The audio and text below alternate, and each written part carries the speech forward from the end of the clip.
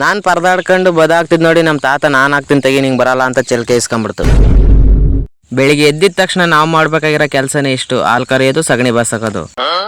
ಕಸ ಬಸಕಿದಾದ್ಮೇಲೆ ನಾನು ಸೀದಾ ಹೊಲ್ದ ಕಡೆ ಹೋದೆ. ಯಾಕೆಂದ್ರೆ ನಾವು ಕಡಲೆ ಬೀಜ ಹಾಕಿದ್ವಿ, ನವಿಲು ಇನ್ನು ತಿಂದೆವು ಉಳ್ಸೇವು ಅಂತ ನೋಡೋಣ ಅಂತ ಹೋಯ್ದೆ. ಅಲ್ಲಿಂದ ಬಂದು ಸೀದಾ ಹೊಲ್ದ ಹತ್ರ ಹೋದೆ.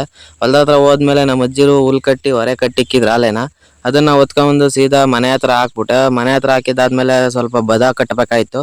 ಅದಕ್ಕೆ ನಾನು ಬದ ಹಾಕೋಣ ಅಂತ ಹೋಗಿದ್ದೆ. ನಾನು ಪರದಾಡ್ಕೊಂಡು ಬದ ಹಾಕ್ತಿದ್ ನೋಡಿ ನಮ್ಮ ತಾತ ಬಂದು, ನೀನೀಗ ಹಾಕಕ್ ಬರಲ್ಲ ತೆಗಿಲ್ಲ, ನೀನೆಲ್ಲಿ ಕೆಲಸ ಮಾಡಿದೆ ಅಂತ ಹೇಳಿ ಕಿತ್ಕೊಂಡ್ಬಿಟ್ಟು ಬದನೇ ಹಾಕ್ಬಿಡ್ತು. ಹೆಂಗು ನಮ್ಮ ತಾತ ಬದ ಹಾಕ್ತೈತೆ ಅಂತ ನಾನು ಸ್ವಲ್ಪ ಹೊತ್ತು ಕುತ್ಕೊಂಡು ಫೋನ್ ನೋಡ್ತಿದ್ರೆ, ಈ ಜೀವನ ಪೂರ್ತಿಗೆ ಫೋನ್ ನೋಡ್ಕೊಂಡು ಇರು ಅಂತ ಬೈದ್ಬಿಡ್ತು.